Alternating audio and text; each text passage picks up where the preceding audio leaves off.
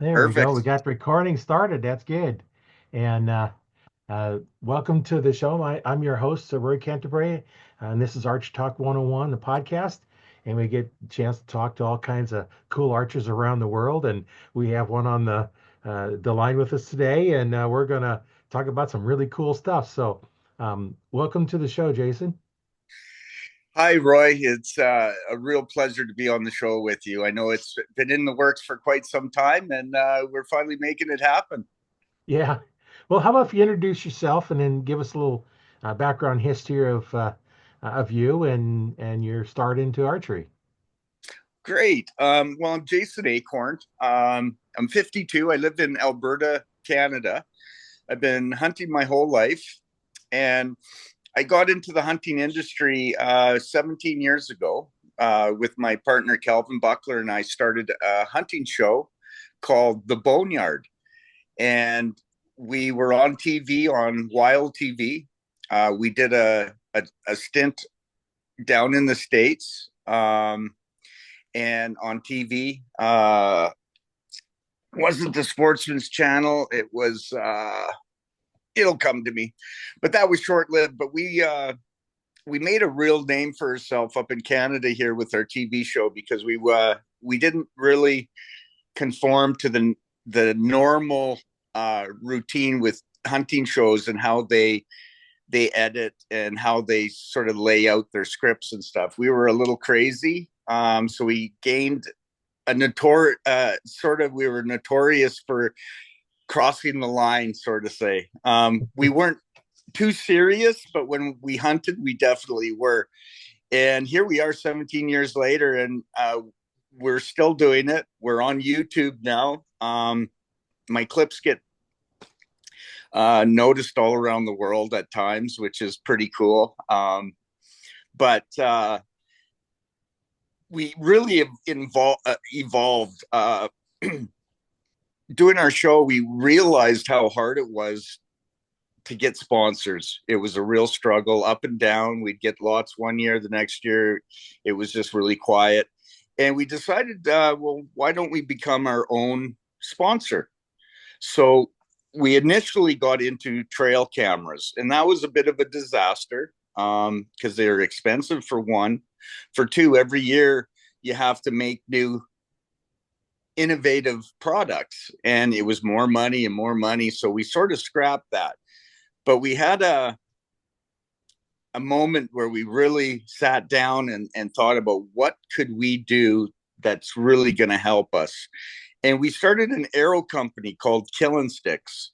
Again, sort of living off our boneyard name a little bit and doing something edgy.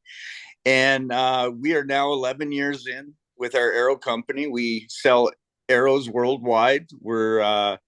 We have some really good stores in the States. Um, we are now breaking into Mexico, where I think that's really going to take off for us. But the Arrow Company has really been fantastic. It is the show brought us to a lot of places, but the Arrow Company has brought us to a lot of people. We've met a lot of interesting people. We sponsor a lot of people, clubs, children's, lots of kids, and some of the most the biggest names we have are one is Chad Mendez, ex UFC fighter. He's been shooting our arrows for about 6 years. Chad, he's a torquey guy, but sort of small in stature. He's like 5'6", so his arrow's really short. And he came to me. I met him through trade shows, and he was saying he wasn't getting penetration. He couldn't kill animals. And I hooked him up with our micro LT. It's a 4 mil arrow with a really good outsert, and he has not looked back. He is killing everything. He just had a banner year last year with his bow. So I'm really excited for him, and it's always exciting watching him go to his next hunting camp and see what he's going to kill with my arrows. It's been really exciting for us. And another big name would be the great Jim Shockey. has started shooting my arrows, and it was just a chance meeting that I had with him at a trade show. We started talking. We talked for hours, and lo and behold, he's shooting my arrows now, which is just fantastic. But the arrow company has really pushed us forward, and has allowed us to be able to hunt more. Really, that was the whole reason of doing it. It has freed up a lot for us, because the struggle of gaining sponsors has been so tough. Um, we have 9 different arrows plus crossbow bolts, anywhere from a 6 mil, 5 mil, 4 mil arrow, um, from a 0.005 straightness all the way to a 0.001. When you get up to it's all premium carbon fiber. This is the best carbon you can have on an arrow. We have a specialty arrow, like our 0.001 arrows, Roy, are just so superb. They're super tight tolerances when it comes to spine consistency. Weight consistency are like on point. I'm talking point 5 plus or minus grains So, for hey, weight. Jason, I actually brought up your website, killinsticks.com. So I can Yes. share that and we can go through it and actually show those that not just the listeners, but people will watch the video so they can Okay. actually see that. So let me see if we can do a share, Fantastic. and I'll share sound in case only with sound. Okay, so now you should be seeing your Killing Stick website. I sure do. Okay, so now we can kind of go through here. So those that are watching the video, like on YouTube or in the Arch Talk 101 Facebook group, they'll actually be able to see that. And those listening on the podcast, well, go to one of those places and watch the video. Oh, fantastic. That's perfect, Roy. So we were talking about arrows, and we can go through any one of them you want here. Um, yeah. Well, I think it's important to let everybody know that all of our arrows are a premium carbon fiber, from our most affordable all the way to our most expensive arrow. It doesn't mean that you have to shoot a 4 mil higher priced arrow to be successful. Our Hawkeye arrow, which is our most affordable 6 mil arrow, has been absolutely around the world knocking stuff down left and right, and 50-yard groups tight. Once you cut an arrow, if it's a 0.005 arrow, and once you cut a couple 2-3 inches off it, you're looking at a 0.3 or better. And what I'm saying is that you might have 1 or 2 arrows that are a 0.003 straightness, but all the rest are going to be even better than that. And I take great pride in letting people know that our arrows are different than a normal arrow. Just with the consistencies, like I said, I could talk about our arrows all day. When you're thinking about a point or a 6 mil arrow, our highest end arrow is our PT series, and that arrow is absolutely flawless. Just a great arrow. Spins just so nice. The weights are identical, and the spine is unmatched. Now, I need to maybe explain to some people when they are looking at arrows what the most important aspects of an arrow is that makes them so good. And it's not just spinning an arrow and seeing if it wobbles a little bit. The number one is the spine consistency. You need to put it on a spine index machine, and when it goes around, if it's within plus or minus 5 points, you have an identical arrow. So, and weighing arrows too is number two, your most important. So when you going back to the spine, if you have 12 arrows in your quiver, they're all a 350 spine, you got to dig a little deeper. That tells you you have the right spine, but how consistent is the spine? And Killin Stick's arrows are so on point. It's hard to find the spine. It's like an Atlas arrow or a Ultra arrow where they say they're spineless. Well, these are pretty much spineless. And number two is the weight consistency. Every arrow in your quiver needs to weigh the same. Like that's a no-brainer, right? Or you're going to be Right. high or low. Very important. And then way back in third place is the straightness. It can have a little bit of wobble, but if your spine and your weight is the same, your arrows are still going to hit in the same spot. And I have done that. Going back to our first year in the arrow business, we had a different factory, and they sort of duped us. So we ended up having to go through all our arrows and spin them. And I shot all the crooked arrows and I killed everything with those arrows. So it really sort of made me aware that the straightness is important, but it is not as important as the other two aspects of spine and weight. So moving through, we have 3.6 or 6 mil arrows.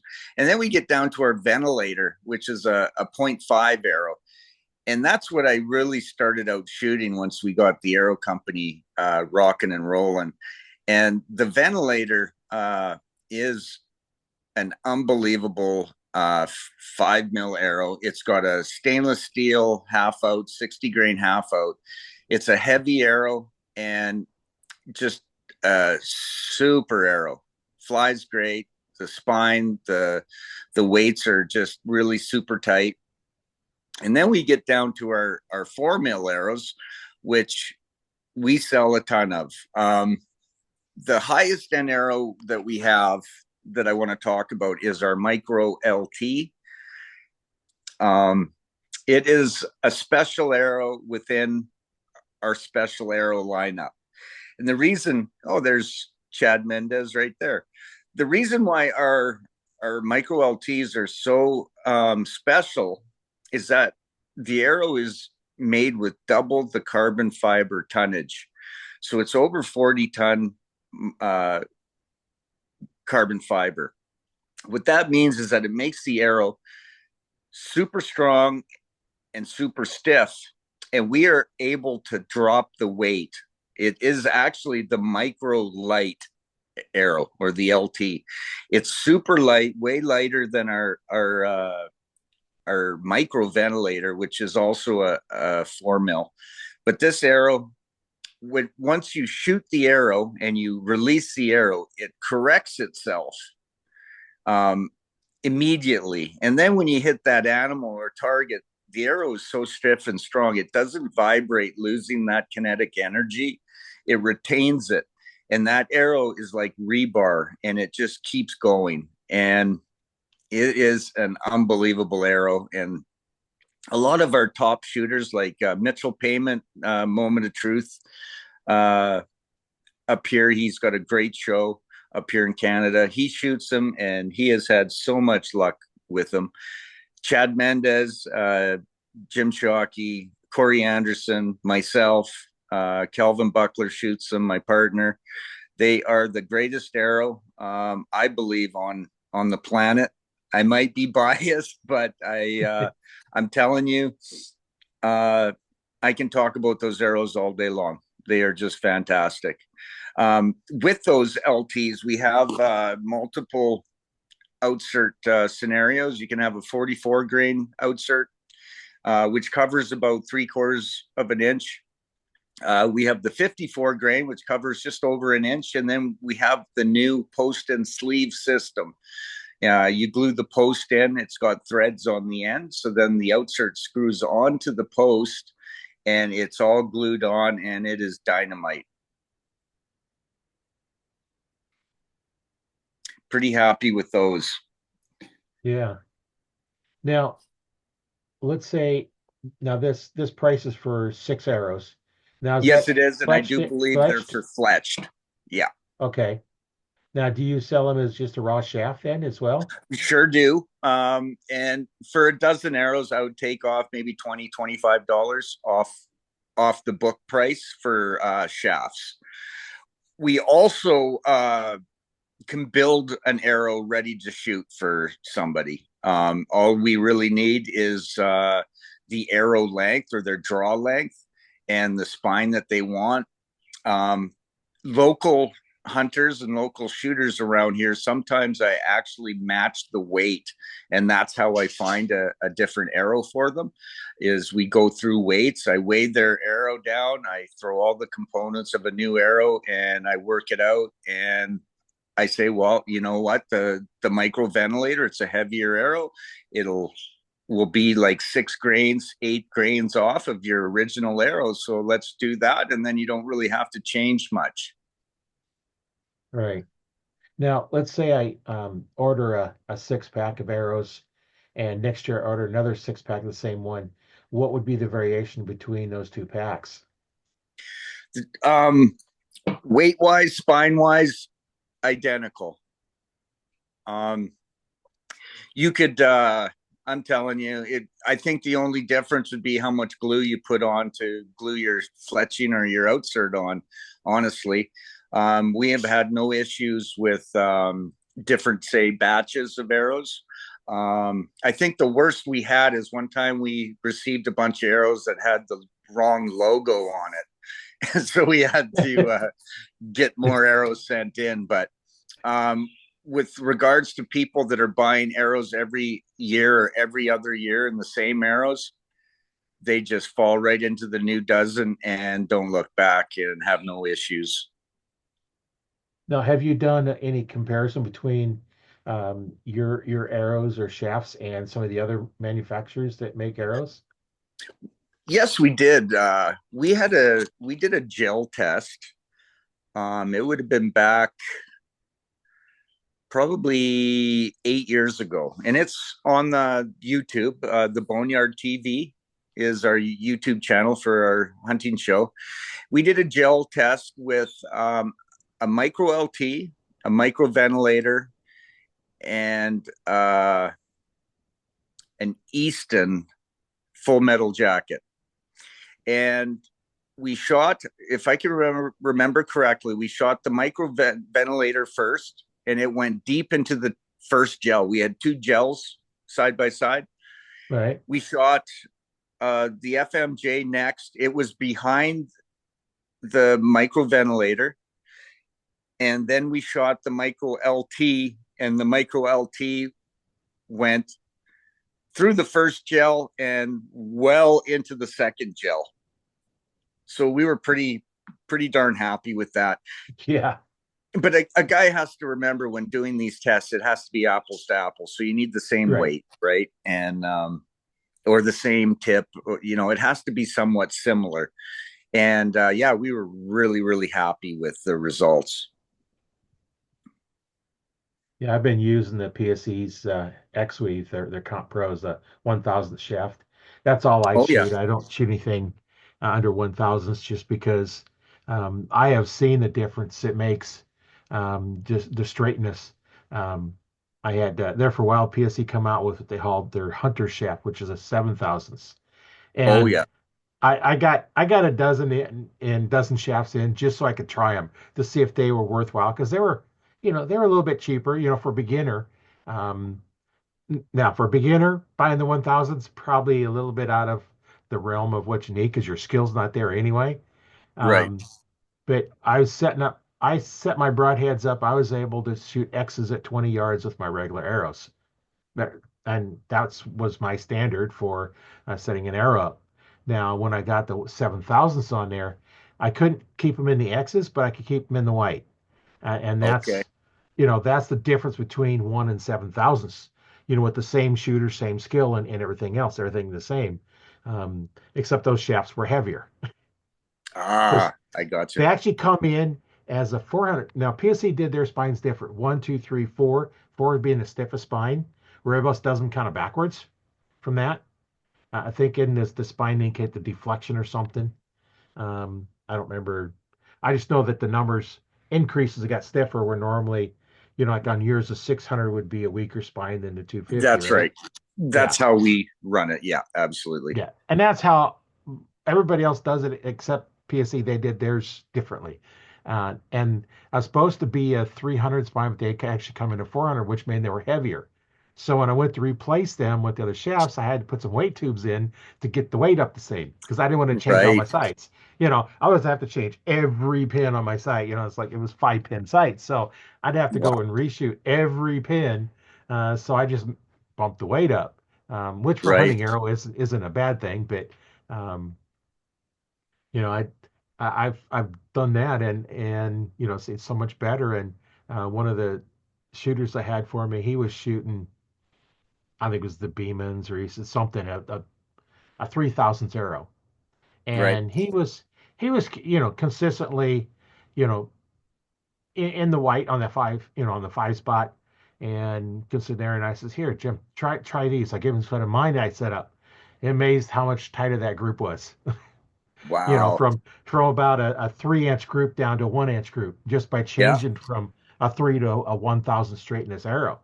And that's why I don't hunt with the other ones, just because I want that tightest group as I can, because you got to judge Absolutely. yardage.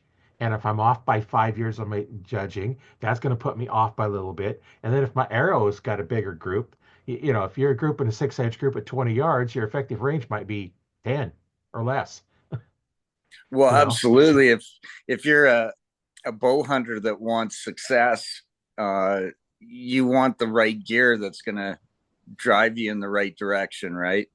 Yeah. Typically, I find as a arrow company, between a point one and a point three, most people can't shoot the difference. Right. The normal, but a person that shoots every day, he might just notice that they're just not grouping as tight those threes. So yeah, I'm one of those guys where I always need to have the best of the best, because I it's just a mental thing for me. I need to know that my setup is perfect. So if there's any problems, I know that it's me and not my setup. Yeah. And there's a lot of archers out there that will only let certain techs touch their equipment because they Yeah, know them, they trust them, and they know they're going to be a good thing. And I've talked to a few archers that's like, I won't work on my own bow. I don't want nothing to do with it. Because they take it to somebody, because that eliminates one thing they have to think about. Okay, that's right. I'm not grouping. It's not the bow, because I don't have to question whether the bow is right, because I know that tech sets it up perfect every time. And now they just have to worry about what's wrong with their form. And Yes. that's something, but you know, I don't trust nobody else to work on my bows with me. So Yeah, I hear you. I because I hear know you. how high my standards are on making everything work, and um, it's just one of those things that for me, because I've done that for many Well, yeah, years. you don't want that in the back of your head that, this feels different. Like, what did he do to the bow? That why is it feeling different, or why is it shooting different? But if you do it yourself, you know exactly what you've done, and you know that you can always reverse it. Right. I And you have know a how to look for those problems.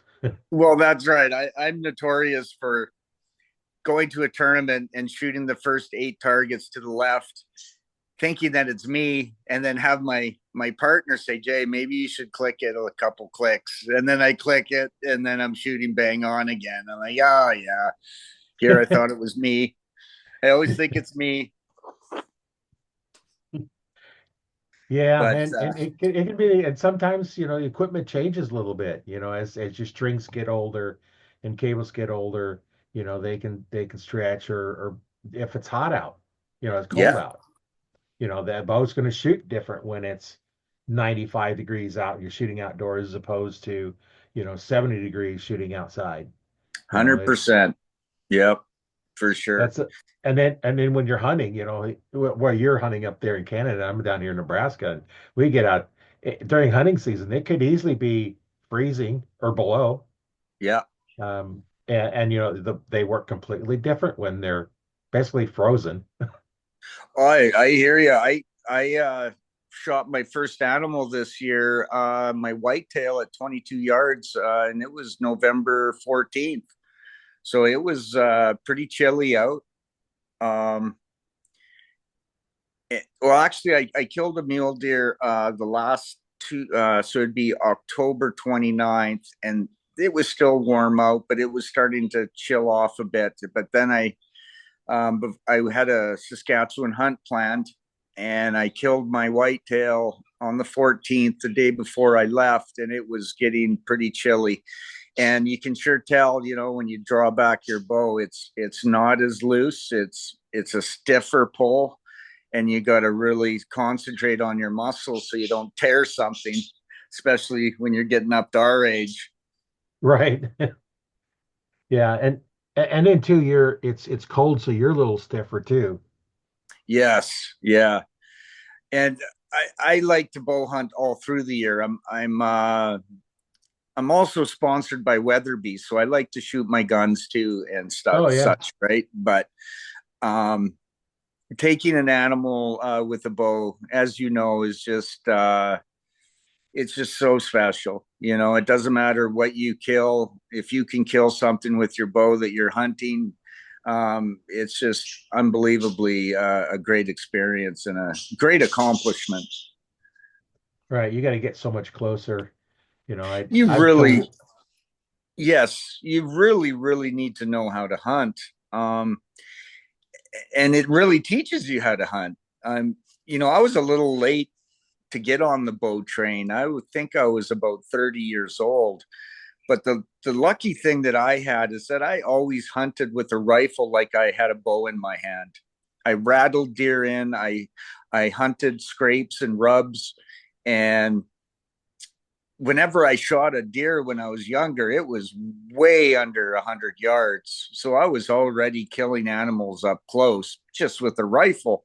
So then when I got my first bow, it was just so natural that I just keep hunting the same way. So I did myself a lot of good in wanting to hunt the hard way, the real way, to be a hunter, not say drive around in the truck and shoot out of the window and hunt at night and break the law. I always did things the right way and the hardest way to prove to myself that as a hunter, I'm going to do it and I'm going to succeed. And it just turns out I succeed quite a bit every year. I do a pretty good job, and I'm pretty proud of my accomplishments. Well, I had one guy I run to. He was doing a lot of hunting, trying to get all the North American big game, with Right. his bow. And he said one time somebody asked him, "What's the difference between a bow hunter and a rifle hunter?" His response was, "The time you spend with the animal." Because pre-trip you have to plan your hunting, and then after you kill the animal, it's the same work no matter how you killed it. But with a rifle, you see that animal that you're gonna, that's your target, and you're 100 yards, 200 yards, 300 yards. You just pull up, shoot, hunts over. Well, Yep. bow hunting, your hunt's just starting. You got to get 20, 30, 40, maybe on like an elk size animal. Maybe you can do it at 50. Um, Yep. but now you might spend all week hunting. Where at the rifle, you might spend all morning. Exactly. So that's kind of the difference. But the goal is to get meat in the freezer. Absolutely, man. So Yes. how you kill it makes no difference, except us archers, we prefer to do it with a bow and arrow. Yeah.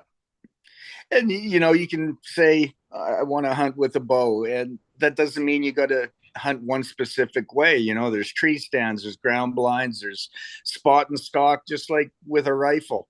You just got to be quieter. You got to pay more attention to the wind. You got to we have a wonderful app up here called iHunter, and iHunter is just like Onyx, but it has changed the way I hunt. Like if I go into an area, I look at the iHunter and I pretty much can pinpoint. I drop my own pins on good terrain, and that's how I always start before I go in. I check the wind. I go, okay, I want to get to these 3 points. But the wind is blowing northwest, so I got to start on this corner and I'm going to work my way in. And it has done wonderful things for me. Um, it comes down to the camo you're wearing too, and how quiet you're going to be, and yeah, and it comes down to what arrows are you shooting. Yeah. Yeah. And too, I've seen, you know, archers trying to use mechanicals, and that they might go in 2 or 3 inches at most. They're not shooting that heavyweight. They're shooting, trying to take this big hole and do a lot of big cutting in there, and I'm just not that fond of mechanicals on the lower weight draws. Right. Um, I still shoot a Muzzy. That was my very first broadhead many decades ago, and I still shoot the 100 grain Muzzy. I started off with a 4 blade, and now I've been using a 3 blade for probably 3 or 4 decades, something like Right. that. Um, Right. but you got to have trust in your broadhead. I know that You do. Muzzy blade is good. I have hit bones and shattered bones.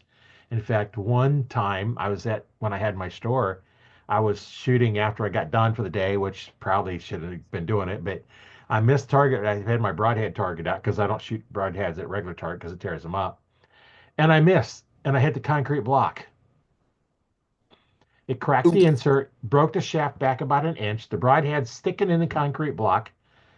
I don't know which one it is because I pulled it out and it didn't even hurt the broadhead. It stuck Wow. into a concrete block Isn't and that did not something? hurt the broadhead. Wow. And Hey.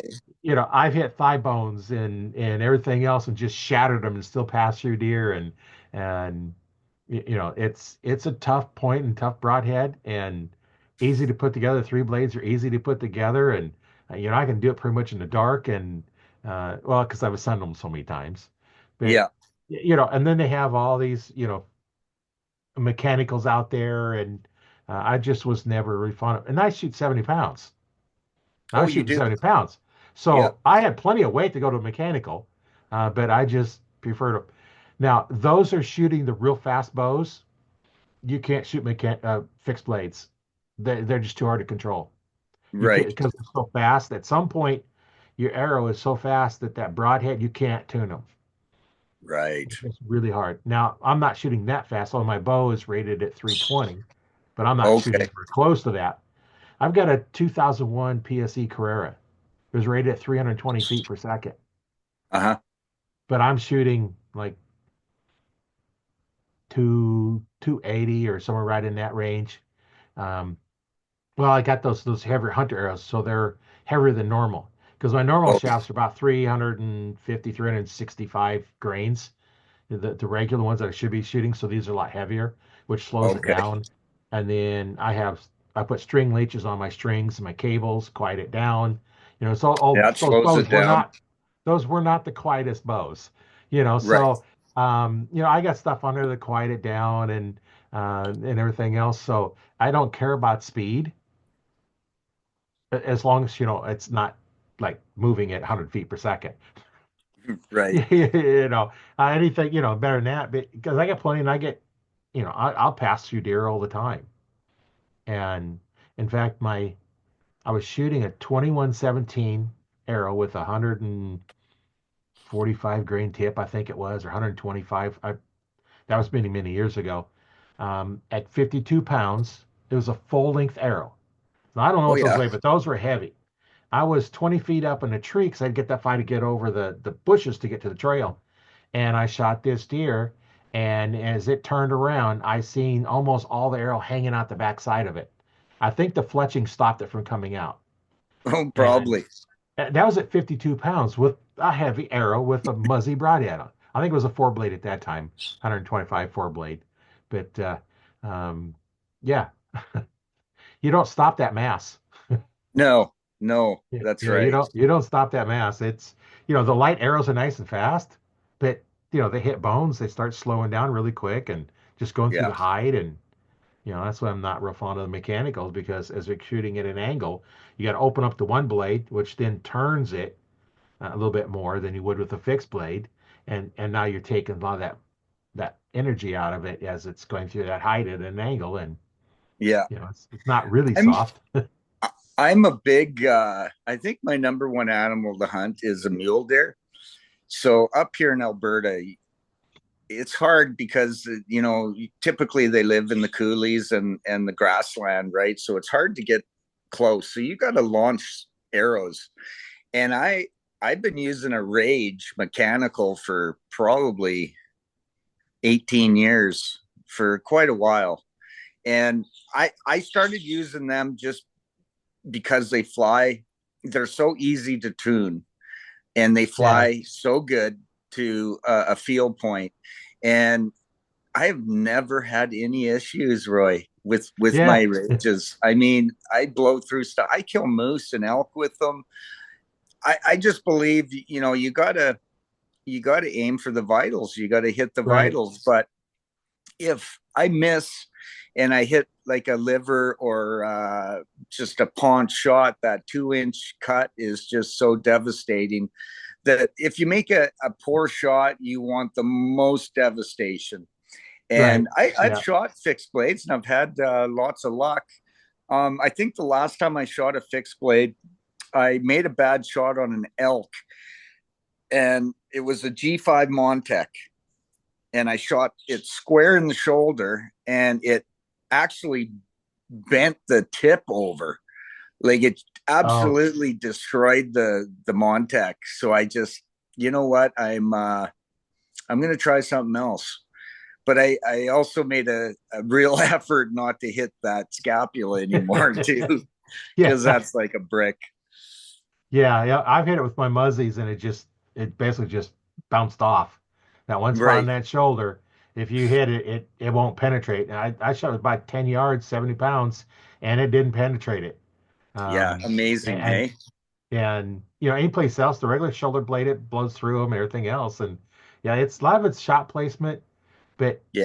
then you have to deal with how far are your shots. That's something else you have to think about too. Absolutely. Um, I shoot 4-inch feathers. Um, so initially they're faster, but they slow down a little quicker. And, because the more drag in over the veins. Yep. And so I don't take those really long shots.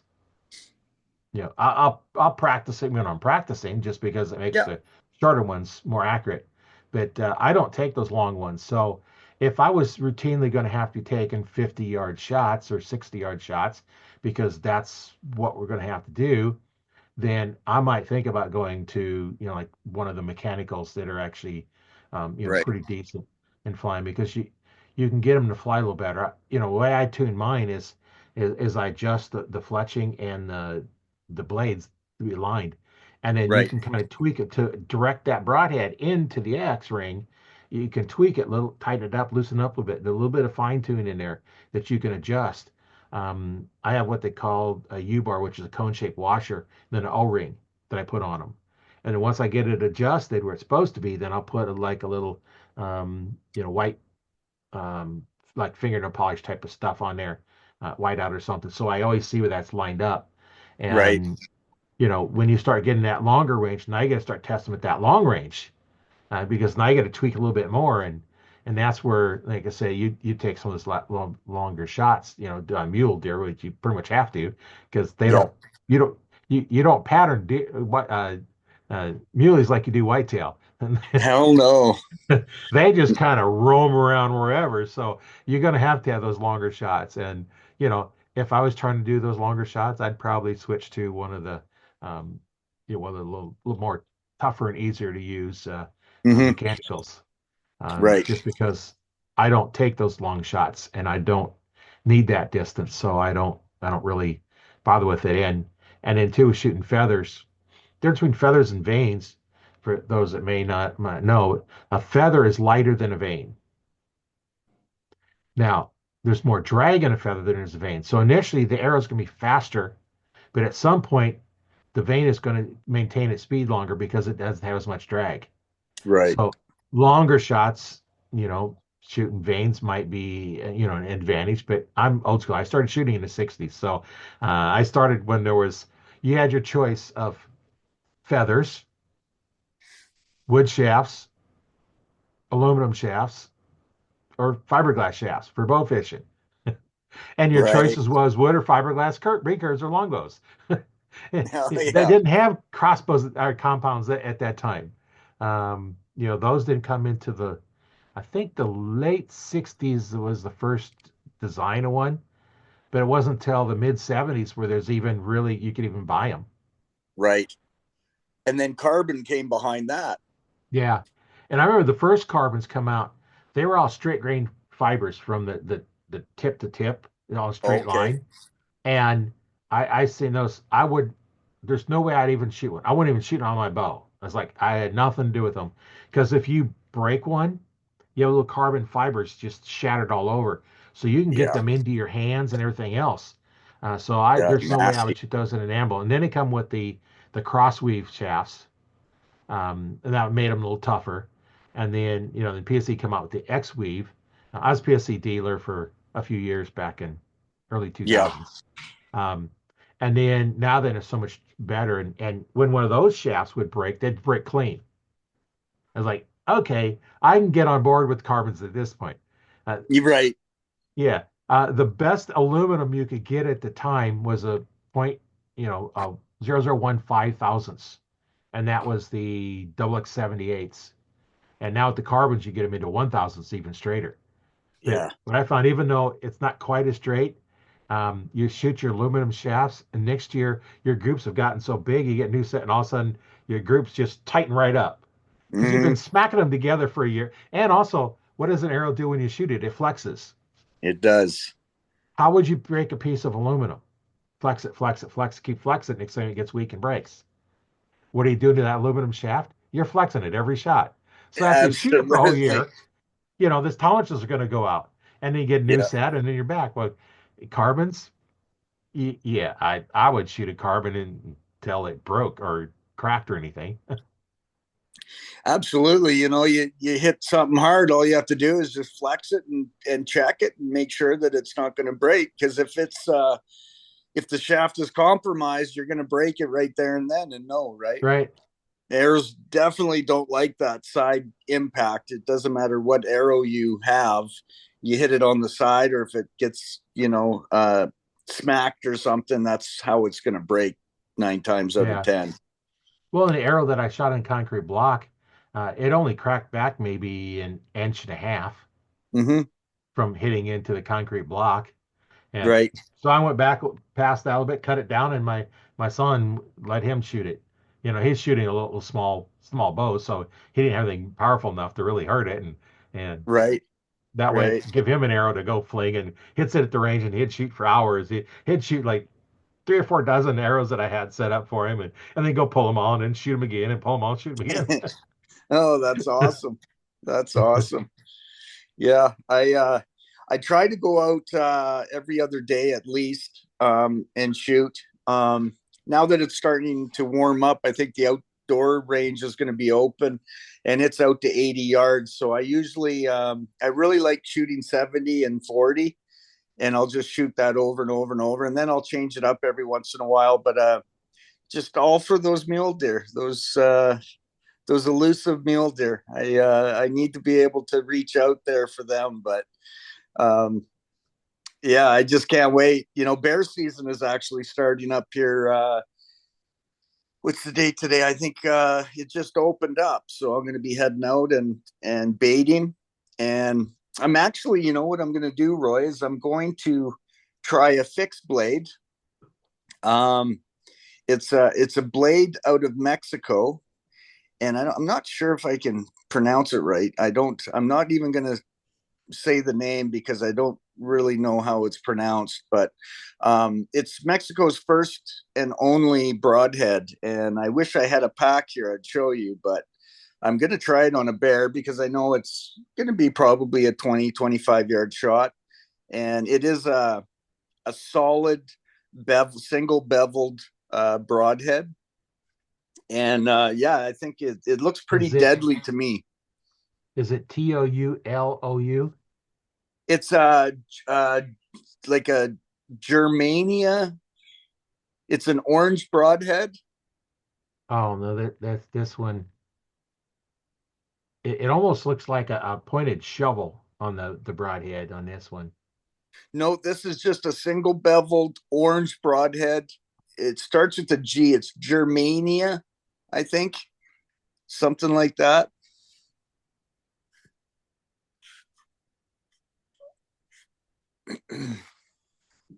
But they approached me to, I guess, should I get into this story? I went down to Mexico here. I just got back.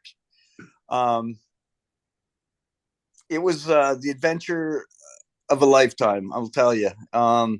It was how it started is I was invited down to Mexico's first annual IBO 3D Latin Championship. I was the only white guy there, other than my good friend Dane Percival, who I brought down with me. But it's all through my good friend David Namirez with Kong 3D. He's got a probably one of the most realistic 3D targets I've ever seen. He had water buffalo, Cape buffalo, hippos, you name it, he's got it. He's coming out with a rhino and an elephant here soon. But anyways, it started out with me being invited down to this archery shoot. And then it morphed into something really huge. I ended up working with Candela Tourism. Now, Candela is a little town south of Laredo. It's in the desert, just a beautiful town. Tons of history, lots of wars with indigenous, with Spanish. Anyways, so when I flew into Monterey, I ended up going to Candela for a day or two and hanging out with the mayor of Candela and the historian and some great people. And I documented the town, all the highlights, they have thermal pools, they have majestic mountains and valleys, and it's just a wonderful place. So I did that, and in turn, Tourism Candela and the mayor gave me a free aoudad hunt in the mountains of Candela. So after spending a day and a half there documenting the town, I continued on to a ranch called Don Pedro Ranch. Just a wonderful ranch, a big estate. They have a ton of land, and then in the middle of their property, they have 1,000-acre high fenced exotic farm or ranch. So, and that's where the actual hacienda is. So we stayed in this exotic ranch with black buck and fallow deer eating on the front lawn and stuff, and went hunting aoudad up in the mountains, and it was unbelievable. It was in the 90s, so extremely hot, gusty wind. It was like a hair dryer in your face all day. It was just blowing hot air on you. But I ended up taking a ram with my bow, and I realized what an accomplishment that is, because they are like a whitetail times 10 on how scared. And like, I mean, I've never seen an animal that was always on guard like they were. One would twitch, the other 10 would start running, and they were just so skittish and scared of absolutely everything. So it was quite the hunt. I ended up taking a ram at 33 yards. And from there, we drove 10 hours south to Querétaro, which is just north of Mexico City. And there I competed in the first annual Latin Cup. And I was amazed at the reception, Roy. I was like, I ended up taking a third day medal. The way that the shoot worked, it was a 3-day shoot, but it was like 3 tournaments in one. So day 1, you shoot first, second, third at the end of the day in your category. Day 2, the same, you shoot first, second, third. Day 3, you shoot first, second, third. But then you accumulate your top two scores of the weekend, and then it's the overall first, second, and third for the big trophies, right? It was a great setup, and I ended up taking a third day bronze. And my partner Dane, who is a Killin Stick pro staff, he ended up taking the weekend in his category. So he ended up with a big trophy, and the targets were awesome. They were hard to shoot. And IBO, right? It's no unknown yardage, so very tricky. But the people that I met down there were so fascinating. And now I have multiple gentlemen down there that are networking and marketing my arrows. So I'm making big strides down in Mexico with Killin Stick's brand, and I'm going to keep going back. You know, you have to stay relevant. You can't just show up Right. once and not go back. It's like doing a trade show, Roy. Um, I do a lot of trade shows, and you gotta do at least three or four in a row before you start really meeting people and networking and getting ahead, so to speak. So next year I will be going back to the second annual Latin Cup, and just moving forward with my arrow brand. I am actually. It's just been a wonderful couple of months because I've already been offered another free hunt with Don Pedro Ranch. So I'm trying to go back in August to do it again and try to get a big bugger this time. And then I will make plans to go back probably in March again of next year to do the archery shoot again. Love it. It's just so much fun. Oh yeah, that's uh you never know who you're going to run into. No, that's right. That is right. And it's sort of funny because I show some of the clips that I do while I'm hunting, and I was showing a javelina that I had shot a couple of years prior on a hunt in Mexico, and it sort of went viral a couple times. And the guys at the outfit at Don Pedro, they was like, "What? I've seen this before. That's you." And I'm like, "Yeah." Yeah. It was pretty neat for sure. Yeah, it's kind of when you go somewhere and it's like, oh, that's you? Yeah, it's like, wow, unbelievable, you know. But social media, you know, it can work wonders, you know, and getting Yeah, your brand out there and getting your name out there. you never know who's going to watch your videos. Well, And that's right. That's right. Always you know, keep an open mind and keep pushing forward. well, and I got all kinds of videos on my channel. My channel is Learn to Fix It Yourself, and I have the podcast goes out there, as well as archery videos that I do. If I do any hunting videos, I'll do some of those. Yeah, I'm working on cars. I put those out there.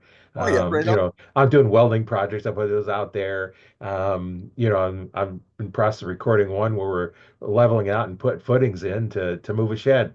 That's what I'm working Yeah. on now, and then I've got some accident ones that I'm doing and repairs, car repairs, and just you never know. And I got over 1,100 videos, and I'm still working on my 1,000 subscribers. I Wow. think Hey. last time I looked like 943, I think now. Oh So yeah. if you want to get some cool stuff, you subscribe to my channel, and you never know what I'm going to upload next. It No, might that's be right. something you like and something you don't, and then I go through and I split the videos up and send them out. You've seen some of those Opus clips where they'll just Yeah. take a video and split it in multiple ones. Yeah. I've done that, and sometimes you get some good views on them, sometimes not, and you know I got a couple of real good ones I did. I interviewed the developer of WTF Camo, Whitetail Forensic Camo, and Okay. so here's some of his stories of his camos, completely different than anything else you've seen. And he's talking about where some of the people they've been standing there, and the deer just come walking up to them. They don't know what they are. They can't see them. Is it Uh, sort of like a hex system where it's sort no, of no. it's just the Um, camel? Yeah, it's a camel pattern that is completely different in design. It's got more like looks more like longer branches and stuff in there. Not Yeah. like the old I forget what the camel was called that looked like a tree bark camel. It's completely different than that. And when you see them in the background, they just kind of disappear, and it's Oh yeah. amazing some of the stuff you go and I talked to Broadhead Company that had all kinds of different broadheads, and um, I talked to one guy who's an engineer. He's done a whole lot of analysis and stuff, and there's just so many different things you can do to your bow, and everything's just kind of cool what you can do, and talking to guys like you that come up with a different shaft. It's really cool. Um, I probably won't need any for a while because when I closed my store, I kept all my Count Pro Oh, 300s. So there you go. I've got enough to probably last me a lifetime. So, Right. Oh, but good. it's always nice to know, how does like my Comp Pro X Weave, from PSE, how does that compare to your arrows? Because now you got to remember this is 20 years ago compared to what we have now. Right. And, that'd be something it's like, okay, how does this shaft compare to which one's yours? And Yeah. then kind of see, okay, I know this shaft pretty well and I've had good luck with it, but I'm shooting 70 pounds too, so that helps.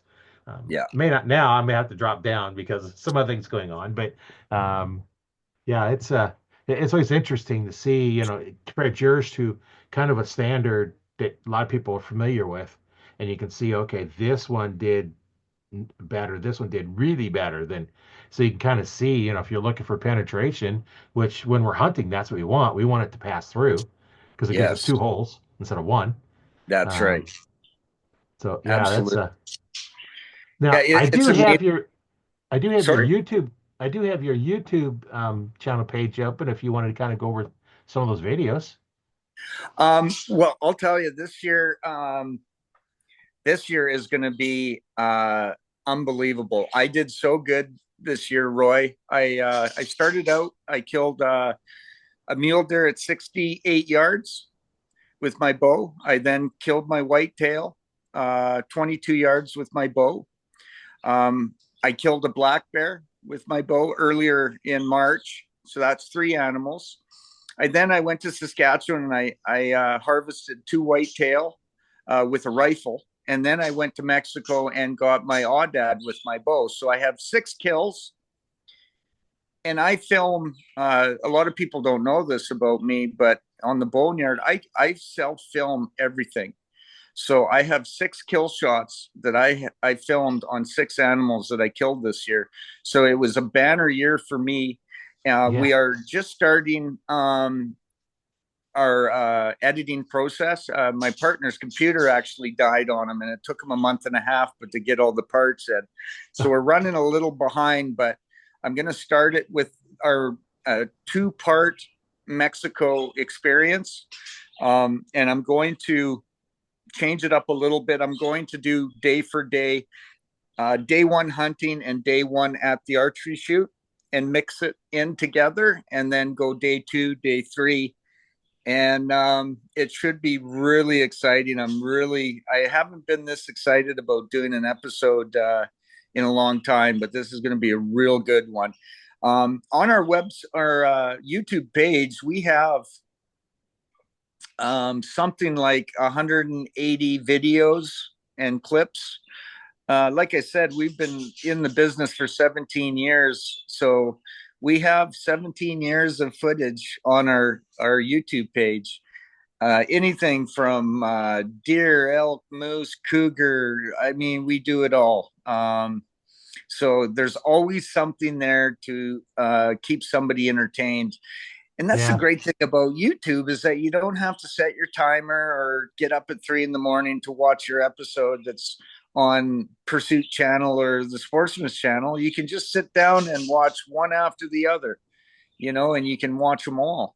So that's what I like about YouTube. And that's really what drew us to YouTube, is that we don't have to pay to be on TV now. We get paid to be on YouTube, which is great. yeah, yeah. Once you get that 1,000 subscribers, then they'll start paying you. Yeah, once it's That's why monetized, yeah. I'm working on that. It's been a while, but I'm working on that, And you can go out and you can pay these services that will get you the subscribers and comments and stuff. And but Right. I never wanted to do that because I wanted to be, people that are really interested in it and want to subscribe. And, of Yeah. course, anybody wants to help out, go out to learn to fix it yourself, and subscribe. It's also, you can look out for Roy Canterbury on YouTube. That's my name, so you can find it there. But I like to learn to Okay. fix it yourself. Get Absolutely. subscribers out there and do that and help the channel out. And it's really good. What I'll do is in the description, I'll leave a link to your YouTube channel as well as your Killin Sticks website. I'll leave a link to that so anybody's going through the description can just click on the link and get right there to it. Okay. Um, Awesome. so it Awesome. makes it a little bit easier getting to there. That's kind of what I do. I like to offer, you know, whatever I can to the archers and get links. Because if we talk about it, last thing I do is like, I'm where was that link? And go back, okay, try and write it down. No, I'm just gonna leave it in the description. Yeah. No, that's the Yeah, best way to do it. and I was just Sure. thinking, what would I would do if I wanted to, okay, the killing stick sounds really interesting. I need some shafts. No, what was that? What was it? Uh-huh. Or worse yet, it's like, what was the name of those arrows that you're talking about? And can't remember. It's like, okay, it's all here. Yeah. It's all right here. Yeah. Make it a little Absolutely. easier, and that's just kind of the fun part of this is you can leave it out there, and I don't get anything out of it, but I don't care. And it's like, if it helps somebody out, that's the goal. The videos is, can I help you out? I've had Well, people come in and absolutely. And you enjoy what you're doing, and that's the bottom line, you know. I too, I want people to realize that carbon, just like bows, have come a long way. And yeah, not all carbon is the same. And you can get a real cheap carbon from a bad factory, or you can get a really good arrow from a good factory. You just have to dig. Like yeah, it took us probably 5 factories to find the one that we're deal have been dealing with for the last say 8 years. And we're not. We actually, a quick story before we go, Roy, is we went to our first ATA show probably 9 years ago. And while we were there, um, Victory Arrows kept coming by to check our stuff out. And at first, it was just a couple salesmen, and then they brought their carbon maker from Japan, Mr. Mitsubishi, was there, and he looked at our arrows, and then they left, and then the salesman came back. He goes, "You know what? We could sue you for your carbon technology," and we're just like, "What?" But then at the end of the weekend, they came back and said, "Hey, listen, we love everything you're doing. We love your name. We love your packaging. Your arrows are great. We would love to build or make your arrows for you." And we turned them down because we weren't. It wasn't guaranteed that Victory's arrows were as good as the arrows we were getting from our factory. And I still believe that we made the right choice. That Victory doesn't have the technology that our arrows do. And it's been a slow climb for us. Canada's a pretty small country, but we're making strides in the U.S. And now, like I said, Mexico has opened the doors for us. So I think in the next couple of years, we're going to see a big increase in arrow sales for us. yeah. Now, where are your arrows made now? They are in a factory in China. Okay. Um, and there are a couple other high end arrows that are coming out of there. So I know that they're good. I know that the story I was hearing, when PSE come up with their design for their arrows, they went to a lot of manufacturers and none of them could meet their standards. They actually went to an aerospace company Oh, that yeah. had higher standards to actually get the shafts made to their standards. Yeah, And absolutely. and all the other aero manufacturers making carbons couldn't meet their standards. And when you go to an aerospace company that's designed to make carbon fiber stuff for aircrafts, um, yeah, you're getting a good quality shaft. And Yeah. I've always had good luck with them, and I Yeah. sold thousands of them when I had my Yeah. store, Yeah. Well, and I there you pledged go. Right. thousands of them too. because Yeah. I ordered in shafts, and then I had 4 and 5 inch feathers. I had 2, 3, and 4 inch, mostly 3 and 4 inch veins, and you come in and it's like, okay, whichever spine you needed, and what do you want for color for your fletching? You want veins, you want feathers, you want 3 inch or Mm-hmm. 4 inch or 5 inch, and then Yeah. custom make them. Now you go buy, at Cabela's, any place like that. They're already fletched with their selection of colors. A lot of times oranges and whites, and sometimes some yellows and mixed in there. And everybody's arrow looks the same, identical. There's Yeah. no difference in them. So if Yeah. you go to tournaments, you got like, well, if you're going to tournaments to shoot one arrows, it better be your very first bow that you're just getting, because their arrows are not very good. But I actually showed one time I had a good quality arrow that was Robin Hooded, and a cheap one Robin Hooded. And it's amazing how much further that arrow penetrated down in that shaft on that cheap one. And I've gotten some in, 70 pounds at 20 yards, only going in maybe 3, 4 inches. Oh yeah. Is how further it went in. And that's at 70 pounds. Wow. At Wow. 20 yards at 70 pounds, as opposed to some of the cheap ones, I'd split it clear to the tip probably. Yeah, Yeah. probably. But, Split it right that's down. like yours, it's a tough shaft. If you do stick an arrow in the back of it, it's going to stand up much better because of the quality of the shafts. And Absolutely. Absolutely. you're not going to have trouble with them breaking when you're shooting. I, I I'd like I want people to know that you can that by going to a big box store like a Cabela's isn't always that there's better out there if they do their homework. And I'm not knocking, there's good arrows there, but there is a difference in the carbon, and there is a difference between not all arrows are the same. And I hope Right. people understand that. It's just like your bow, just like your broadhead.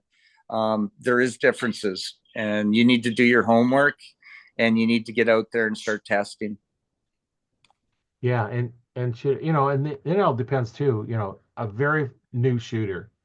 I wouldn't recommend them getting, um, buying the 1,000 straight in the shafts. It's your very first bow. Yeah, Unless you have proper instruction, which I give all my new archers, you're lucky probably at 20 yards to have a 6 inch group. If you were yeah, 6 inches and just starting out without any instruction, what good would it do to have 1,000 straight in the shafts when you can't group in close and know the difference? So buy the yeah, cheaper ones, and then as you get better and better, and of course now when I taught my archers, they had a lot better groups than that. In fact, one guy he didn't want to buy. He had a PhD, so he had the money. He didn't want to buy a low end bow. He's bought a high end bow. Taught him how to shoot. 2 weeks later, he comes back and shows me Robin Hood he got already. oh Been shooting really? for 2 weeks experience shooting a bow, and he's getting a Robin Hood. It's like, Wow, that's well, it's awesome. because somebody knows what to do and taught him how to shoot. Yeah. Hey, that's a feather in your cap. Yeah, That's awesome. and I've done that, several times. Had one guy come in, and he was probably grouping at 20 yards. He's probably grouping, I'd say probably 6 inches is all better he could group. 45 minutes later, he's walking out with 1 inch groups. Wow. Well, one, his draw length was way too long, and he Oh was yeah. pulling the trigger, which is another thing that's wrong. You can't pull the trigger on with a Right. mechanical release. I always tell archers when I fight, "You shoot a release, yeah. I'll give you first lesson free. Quit pulling the trigger." They say, "Huh? What? How do you know?" It's like, I've been doing this a long time. I know you're pulling the Yeah. trigger. The funny Oh ones is yeah. when I see the TV hunters, that finger is sticking right out as far as hard as you can, and then they just cram on that trigger. Bam. Ah, Like I could tell by look at their hand that they're gonna cram on that trigger. And you yeah. see a lot of videos of people shooting, and it's like, okay, they're gonna slam on that trigger. Sure enough, boom, they just slam on that trigger. I can tell by the way their hand is, just by the Yeah. way your hand's sitting. That finger's out, you're gonna pull on the trigger. The hand's got to be curled over because it's Yeah. you put it back, from your hand going out to the first knuckle, not the second one away from the tip. That's you put the trigger, and you don't pull the trigger, you just pull back. That's all Squeeze you them have to shoulder do. blades together, and it goes off. First time Yeah. I heard of that, it's like, what? How do you know when you're going to shoot? Well, the key is you aim and aim and aim and aim, and it eventually goes And it off. goes off. Yeah. Once I learned it, it's like, oh, okay, now I understand. And then of course, being 20 years of martial arts, I kind of combined in a lot of the stuff into my teaching, and just in the position the bow goes in your hand. Yeah. I'll ask them if you have any martial arts experience, and if they say no, then I just go on to something else. Otherwise, I say, hey, think of a heel palm strike. Now, those that don't know, the heel palm strike, you got your thumb, the pad on your thumb, and the pad on your little finger. The heel palm strike is in between the hard part of the bone, which is connected clear back through your elbow and to your shoulder. So if you Right. take somebody, hold it out, and you push on that part, you feel it clear back in the shoulder. But if you push on the mat on the thumb, it twists your hand, and you feel it more in the elbow. The wrist and the elbow is where you feel it. So as your hand is turning either one away, and that's not consistent. And in there for a while, there's a thing, everybody used a high wrist with the wrist really pointed out. And there it's like, that never worked for me. And now I go there and do that. And I teach a really closed stance, real closed. I'm trying to teach open. Well, the problem with an open stance is as you go off, your hands are forward, and you have to be pushing back towards an open stance in order to hold the bow. Otherwise, it'll collapse on you. Oh, And yeah. so when you shoot, that hand goes out towards your back. It Right. goes away from where it's at. So now you're pulling that bow every time you shoot, you're pulling. Well, if you shoot a completely closed stance, then that hand pushes straight to your target. So as we're shooting, it goes straight to your target. Mm-hmm. And and that is the most efficient and most consistent. Now, Absolutely. if you're holding the bow wrong, if you grip it like a baseball bat, you will hit your arm. Or fingers straight out. That drives Yeah, me or crazy. finger straight out. Just You're just to tense. stand. Yeah, stand with your hand on the side. Just relax it down there, and that hand position is kind. Well, you probably can't see it too well on the camera, but it's completely relaxed. Your fingers are Yeah. closed. I see some that's trying to stretch. Well, feel Ah. the tension in your hand. Straighten that hand out. It's tension, Oh, and for then the sure. shape's just a little bit changes. But if it's completely relaxed, nothing you do changes it. So Yep. that's why That all torque my is, bows had slings. yeah, the torque is bad, and a lot of people don't know why they're shooting right or left, but it's that lead hand, Yep. you gotta relax it. As hard as it is when you first start out shooting a bow, you think you're gonna drop the bow or the bow's gonna fly out of your hand, but you gotta relax that. Well, and I put slings on all my bows, and I always Oh yeah. recommended slings. Now those you'll see a lot of the Olympic archers don't use a sling, but they have a finger that goes around a thumb and finger, so there's a Yeah. string on, so it can't fall. Yeah. If I'm in my tree stand and I don't have my sling on, when I shoot, my bow's on the ground because I don't hang Oh, on is to it. it? Oh yeah. It'd be on the ground if I don't have a sling. And one time, I was out working on a bow, and it was an older one. It didn't have a sling on it, and I'm not thinking, and I shoot, and I feel it come hit my fingers like, oh yeah. Hey, I had to grab it. It didn't hit the ground, fortunately, but I did have to grab it after I shot, and it's like, oh, I forgot about that because I'm just so used to not hanging on to it. I started out using a sling and I don't anymore. And I don't know why I don't. I don't know how that transpired. It's just I don't seem to need it. Um, so I haven't dropped my bow yet. Well, now you got to remember when I started doing this, the limbs were pretty much straight up and down. So as you draw the bow back, the limbs come back, and then when you shoot, they go back forward. Okay. So the bow is being pushed forward away from your hand. Right. Now with the parallel limbs, you're pulling down, so now the force is straight up and straight down. So it doesn't make that bow want to jump forward. So it's the angle of the force when you shoot, which way the limbs move. And at the Oh yeah. parallel design and beyond parallel, they move basically straight up and straight down, which counters it out. Where the Right. older bows, the force was going forward. So you have the Right. both limbs going forward, which pushes that bow forward and out of your hand. It wants to jump right out of your hand. Like a Oh, recurve, a longbows. They're right. they're real tall, and all that force is going forward. Where on the Yeah. compound, the Good newer point. ones, they go up and down. That's just a little difference in the way the forces are acting on that after you shoot that bow. Right. Right. Oh, that's But interesting. I've got a lot of that.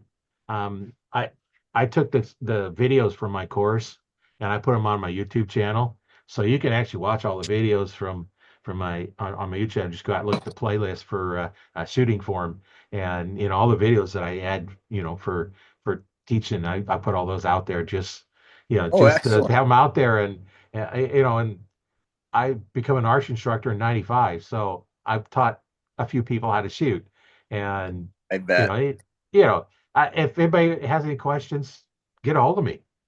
And if anybody has any questions on your shafts or your YouTube channel, definitely get a hold of you, because I'm sure if you're like me, you'd be glad to answer any questions. Um, Absolutely. I'm an open book, and I look forward to people asking me questions because I will never shy away from anything. And if I don't know it, I'll if I don't know the answer, I'll definitely look it up or find an answer for them for sure. yeah, it's And that's being in this business. You have to be open to talk to people and help them with their problems. It's just part of the business. Um, it helps you gain more of a following when you're an open book and willing to talk with anybody. yeah, and it's just a lot of fun kind of help people out, and Yeah. the coolest part is when you have a new archer that shoots it. I've had a few lots of times it's ladies come with their husband, they shoot, and I always ask, was like, well, you want to shoot? I'll just shoot one arrow, set it up, and they shoot one arrow. It's like, whoa, that's fun. Can I do it again? You bet you can do it again. And you do Yeah. more. Yeah. They don't realize it. And then the other part is when you're teaching somebody, they're terrible form, and nothing's working right, and you go through and you're teaching them everything, you go in, and all of a sudden you see that little light click, and it's like, oh, that's what you've been telling me. And when I'm teaching, I teach everybody exactly the same way, and then I modify it to work for them. Right. Yeah. I'm going to teach you the way I shoot, what worked good for me, and then we're going to have to adjust it, because I could teach you the same thing I'm doing. It may or may not work good for you. Lots of times it does, and sometimes it doesn't. Um, there's I It's a lot easier now with the videos, because I can go back and I can bring it into. I use DaVinci Resolve, and I can do frame at a time through there. That's how I Oh, use to wow. create my videos, is with that program, and I can go Oh, through cool. frame at a time, and I can see exactly what's doing. When I first started, I'm watching it live. I have no replay. You know, Right. I could have brought in a VCR recorder and recorded it there and played it back, but you can't. At that time there was one of the players that you could do frame advance, but no, you're playing them back and reverse forward and see them. It's like it's so much easier now, and and, Oh, and for you can sure. teach. We could get on a Zoom call together, and I could teach you right. Just like right now. Because basic stuff, and go through. Watch a couple of videos. It's like, here's what I'm going to teach you, and work through it, and let's Yeah. get in and let's do it, and send videos back and forth, and Yeah, it's for just so sure. much easier. Yeah, Yeah. my first online student was in Italy. Oh, really? Yeah, That's cool. he didn't have an instructor over there anywhere close to him, and I says, hey, this is when I was thinking about putting together an online archery course, and I wanted to see how it's going to work. So I says, I'll tell you what, I'm going to help you for free, no charge. We're just going to go through this, kind of work on any bugs, see if it's viable to do that. And so he'd send me videos, I'd watch them, give back suggestions, give back and forth, and he's getting better and better. And the second guy I did was actually in Canada. I got on the call with him. It was only about 45-minute call. We was there for an hour, but it took a few minutes to get everything all set up. But Right. about 45 minutes, and then he was grouping at 20 yards, probably 3, 4 inch groups. A couple weeks later, he sent me a picture of him, 3 arrows touching. Yeah, great. Yeah, and that's 45 minute, one time, 45 minutes. Yeah, yeah, You, you know, yeah, um, you know, if you're open-minded and you're coachable, you can do that.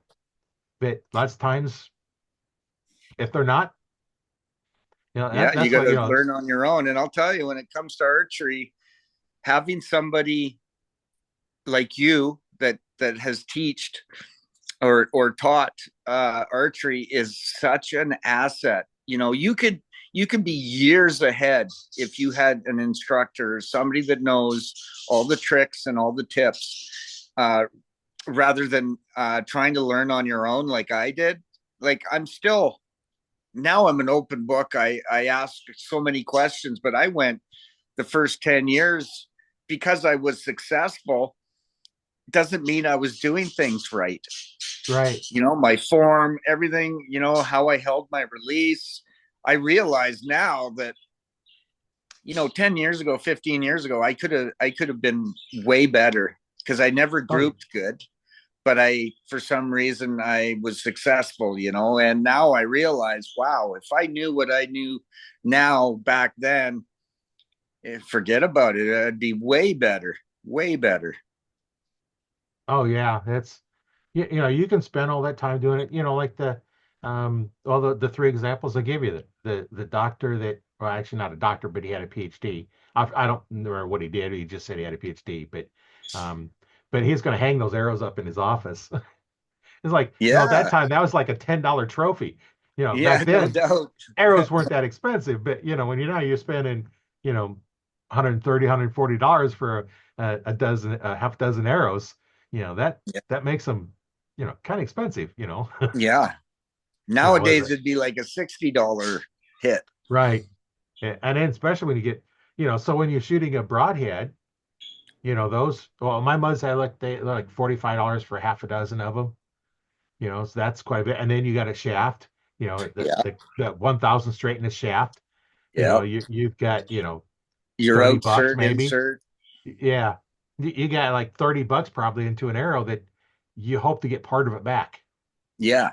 Yeah. So you want to make sure you are the best at, like, spending 30 bucks to miss an animal. A lot of times you can find arrows, but or spending 30 bucks to wound an animal, or spend 30 bucks to kill the animal and be able to eat it. Yeah, learn Yeah. how to shoot. Learn how to shoot. It's And not and like before that's with it, aluminum. isn't it? It's Yeah, it's like rifle hunters who, hunting season's a week away. Well, they blow the dust off their rifle and they go out and expect to shoot something. Well, your chances are better as a rifle hunter than as an archery hunter. Archery, you cannot stop training. It's all year. You right. got to keep shooting. It's just one of those things that there's so many different points that you have to be on point with. Like it's like golf. There's so many things that you have to do the same in order every time to get your consistency. And even if you don't shoot for a month, even if you don't shoot for a couple weeks and you come back, you're trying to figure out, okay, what am I doing wrong now? I'm shooting way Right. right. And it's like, oh yeah, I forgot, I gotta do this, I gotta, and you can't just blow the dust off your bow a week before hunting season and expect you to go out and just knock it out of the park and succeed. It's pretty tough to do that. Well, I made some. If I'm off for a while, I go back and watch my own videos that I'm teaching how There to you do go. stuff. And go back and watch Yeah. my own videos. Like, okay, what Yeah. one of the things I used to carry with me when I was doing a lot of 3Ds is I'd carry, um, actually, when I had my store, I had a big roll of loop material, camo loop material. So I cut them whatever length I wanted.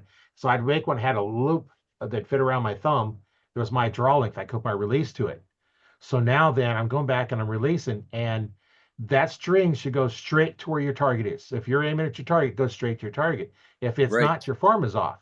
And if you have an open stance, it is not going to leave your hand. It's probably going to hang up on your hand. It's not going to go towards your target.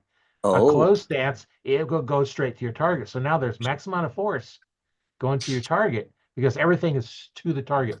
The holding hand goes to target, and the release hand goes away from the target. So it's an Right. explosion, a straight line. Yeah. That's going to be most Yeah. efficient.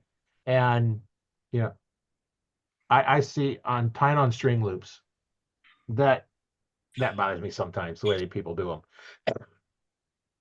They insist on tying a knot above their arrow, then putting your loop on. All that's doing is that's causing the string to put an angle up or down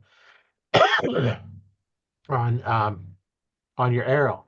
The most efficient way to do it and the best for transferring power is knot above the nock and another knot below it and squeezed up against it. No slop for the arrow. to go through that, just look at, put a pencil on a table, put your finger on the eraser and push it straight to the tip. That arrow goes straight. Now, turn your hand just slightly off, maybe like 1 degree or half a degree, and push. What's that pencil do? It wants to twist. Right. And so now you're putting, like we talked about on limbs, all the forces going forward and then as opposed to counter. Well, if your force is going from the eraser to the tip or your nock to your tip, then you're going to have the most amount of power put into that shaft. And Right. and that's why when you set them up, I've set mini bows and shooting through paper, perfect holes every time. Well, not every time, depends on who's shooting it, but that's another story.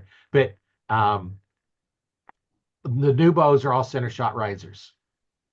So I've got a laser that I take the sight off, put it on, Oh yeah.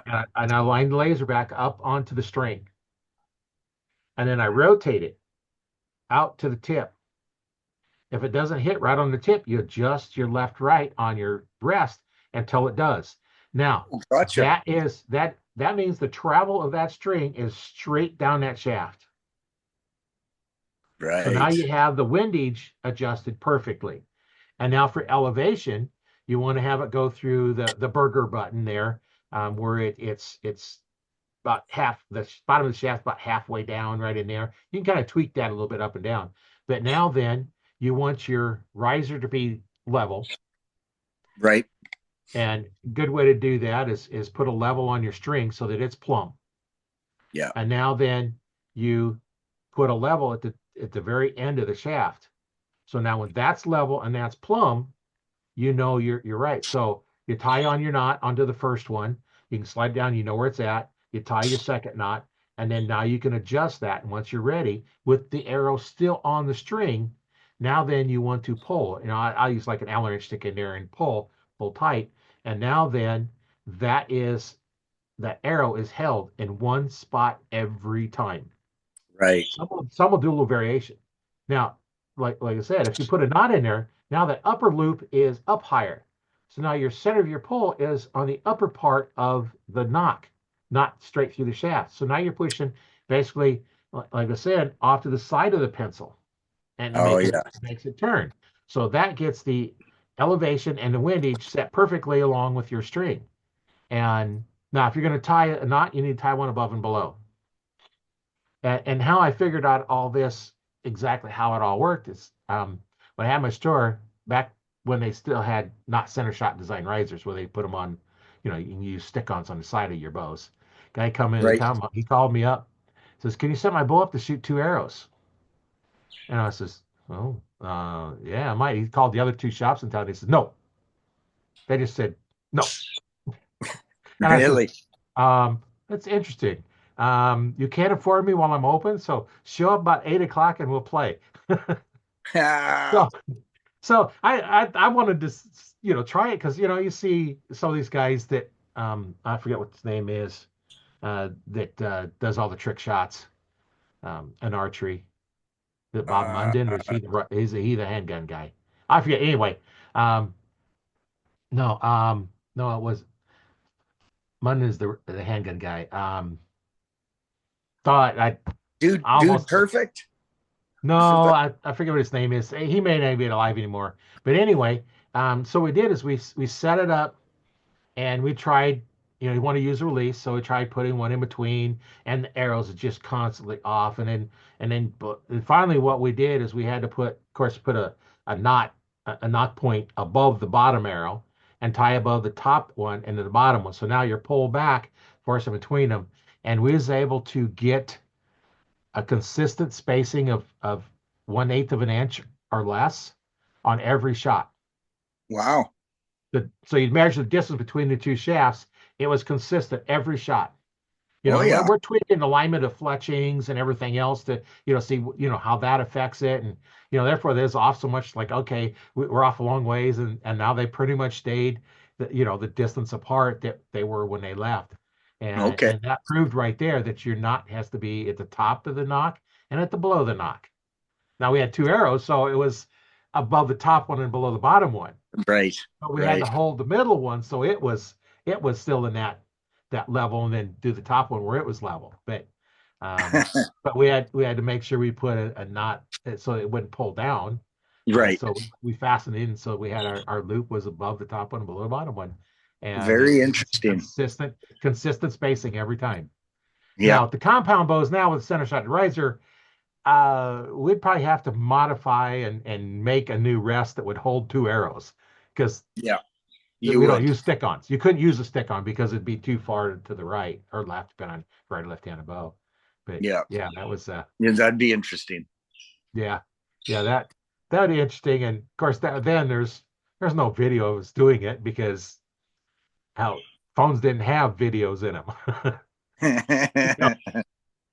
you know, that was 20 years ago, a little over 20 years Yeah. ago. So Yeah. you had a phone that talked. That was about it. Yeah, that's right. Right. 20 years ago is a long time ago when it comes to technology and Oh yeah, stuff, for sure. yeah. That was um, interesting. You had to figure all this stuff out. So when I was working at Yeah. a Bass Pro, and the archery department, guys that come with the older bows and they'd say, "Roy, here's yours," because I was so used to working with the older bows. Oh yeah. Yeah. Yeah, for Then I'd sure. have a couple of guys that used to come to my store all the time, and it's like, "Okay, they're coming to me." Yeah, give it I to said, Roy. He knows all about that. yeah. And there's other archers come in and ask for one of us techs, and any of us could have done work just as well. But Yeah. they knew that they always wanted to have that one person working on a bow. And there's times when people sit there waiting in line for that one tech, wait 2-3 hours just for them to work on the bow when there's other ones that, don't have a line like that, but they wanted to work, wanted John to work on their Yeah. bow. And, you know, we all knew about the same stuff. So Yeah, I'm very for like I do a lot of my own stuff, but um I have a really good archery tech at Grand Central Archery here in Red Deer and it's only under 10 minutes away from my home, and he really enjoys working on my stuff. So I go down there, and if I have any questions or if I'm just sort of doubting my own abilities, I go to Kevin, and he just snaps me right into place like instantly. And then I'm like, and I'm constantly learning from him, what I did wrong or whatever, and how to improve the shooting ability of my equipment. And so it's really important to have somebody, even if you're just not sure if you're doing something right, to have that bow tech that is close by that you are pretty confident in. That just helps with your mental brain and how you yeah, think everything works, so sure helped me out. yeah. Well, that's the thing, if you don't know something, ask. I always say that the only stupid question is the one you didn't ask. Absolutely. And when it comes down to killing an animal, like you're just being dumb if you're not making sure that everything is working properly. Like you're just going to wound something, and and it's just you got to do better. You got to be Yeah, better, you know be the best you can be when you go out there to take something's life. You have to be on top of your game, for sure. yeah. We kind of covered all kinds of different subjects today, didn't we? We sure did, man. And yeah, thanks for guiding me through a bit of that. Yeah, I just really enjoyed having this time to talk with you, Roy. It's been a long time coming, and I appreciate you for reaching out, and it really enjoyed my time here with you. It went Yeah, quick. yeah. Oh yeah, it goes quick. That's why I say, I always try to reserve an extra time slot afterward just because, we always run over and Right. um, and I'm open to, if anybody's listening or watching and want to come on and talk, you don't have to be an expert. Yeah. It's Archer Talk 101, which normally 101 is beginners. And it's here to help beginners. And if you're just starting out or thinking about starting, yeah, hey, let's get on the schedule and just get a hold of me and we'll get you scheduled so you can come on and hey, we'll talk you through getting started. Yeah, There's that's excellent. I do talk to a lot of people like you that are, have been doing it for a long time, and hey, it's kind of nice to talk to an archer that's just starting out that maybe hadn't got their first bow yet, or Right. just got their new first bow. Yeah. Let's work through and help you get going. Because Yeah, that's awesome. last thing I want to do is see you get out there and wound an animal because you didn't know. Yeah, What you don't know what you don't know until you don't know it. exactly. You, Yeah. Oh, you I don't mess think I it quite up. said that right, but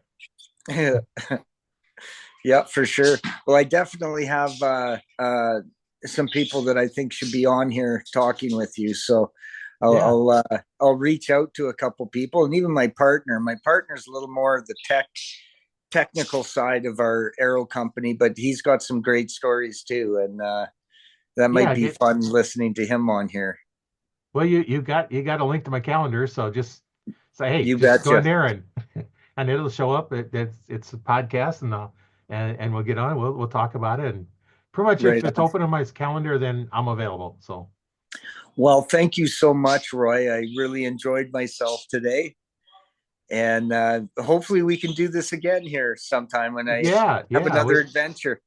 yeah, another venture or you know, hey, if you have a new item come out on your website or something, hey, Yeah, let's get back on. Let's talk about that new thing you got coming out.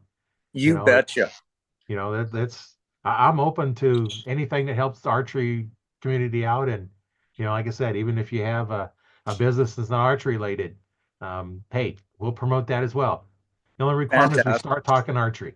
Where we Awesome, get man. into is that I've had some where we started talking archery. Next thing we're talking about nothing to do with archery.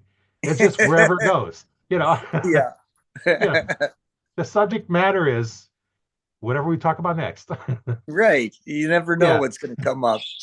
Yeah, we just start archery and then go from there. So yeah, it's been Yeah. been a lot of fun talking with you, and yeah, let's get on here and do this. We'll do this again. And I said if you have a cool adventure or if you want more than one person at a time, we can do. Well, actually, I got the paid version of Zoom, so I can have 100 different connections Oh, and talk for wow. 30 hours. Oh, I'm wow. not doing 100 connections. I'm not talking for 30 hours, but that's the Right. paid version. So there's no limit to where we're getting at. And um, if you know anybody what's beyond, hey, just let them know. And Okay. you have the link, so send them the link. And those listening or watching, if you want to be a guest on the show, hey, I'm open to listening to and talking with just about anybody out there. Like I said, we just start talking archery, and then we go from there. And if you have a business, well, we'll promote that too. So it's been a lot of fun talking with you, and I learned some stuff about it. It's like I think I know what I'd be getting for arrows if I didn't have so many on hand. Right on. Right on. Well, that's good, man. We're just going to keep plugging away and try to bring our arrows to the masses, and there's no quit in us. So we're gonna, and I appreciate you having me on to let me sort of talk about our Killin Sticks Arrow Company. I really appreciate you. Yeah, thanks. I've enjoyed it. My name is Roy Canterbury. I've been host today on Arch Talk 101, and we'll catch you on the next one.